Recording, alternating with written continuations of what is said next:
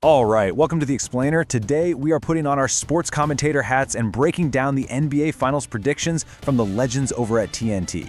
I mean, after that wild opening weekend of playoff action, the inside guys put their takes on the line, and we're here to analyze every single pick. So here's our game plan for today. We're going to start with the on-court action that really shaped their thinking. Then we'll dive into their brackets for the East and the West, see how those picks clashed in the finals, and we'll wrap it all up with a final verdict on whose predictions might actually come true.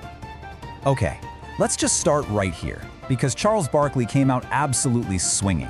No hedging his bets, no we'll see.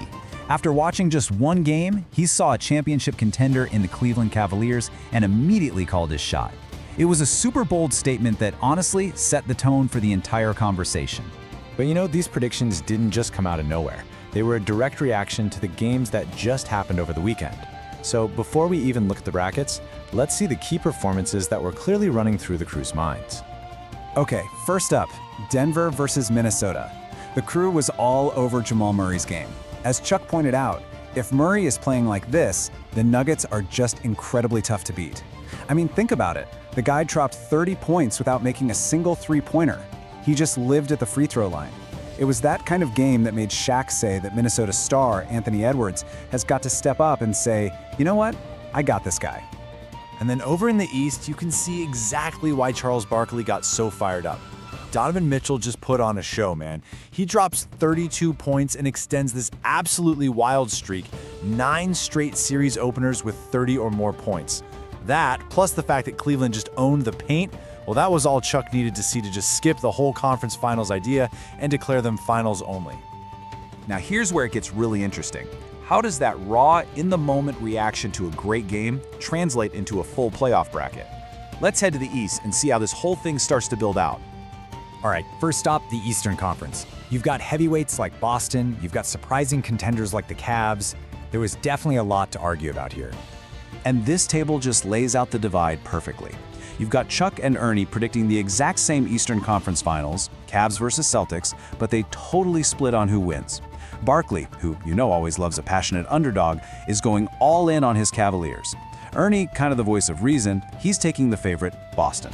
And then there's Kenny. You can always count on Kenny to stir the pot, throwing a classic wild card pick in there with the Knicks. But wait a minute. There's one very large, very loud voice missing from this whole conversation, isn't there? Yep, Shaq decided to completely stay out of the East. He saved all of his predictions for the other side of the bracket. And now let's talk about that other side, the wild, absolutely stacked Western Conference.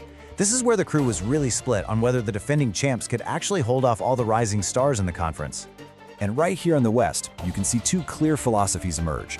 On one side, you've got Charles and Ernie, and they're betting on what's been proven. They're picking the defending champs, the Denver Nuggets, to get through it all. But on the other side, you've got Shaq and Kenny, and they're betting on the future. They think the future is now, and they're both picking the young San Antonio Spurs to make a shocking run all the way to the finals.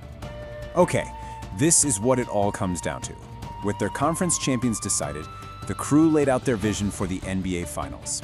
And with 3 analysts making picks, we somehow got 3 completely different scenarios.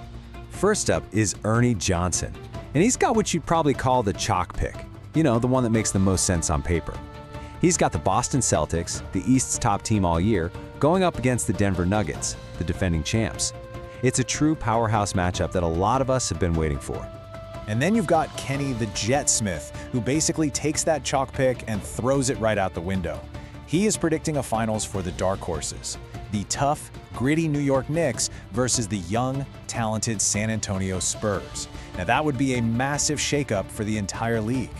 And finally, of course, there's Charles Barkley. He is sticking to his guns. He is riding that Donovan Mitchell wave all the way to the finals. He's got his Cleveland Cavaliers facing off against the Denver Nuggets for the whole thing. So when you put it all together, we're left with 3 completely different visions for how this postseason is going to play out. You've got the favorites path, the underdogs path, and the passionate, I just feel it pick.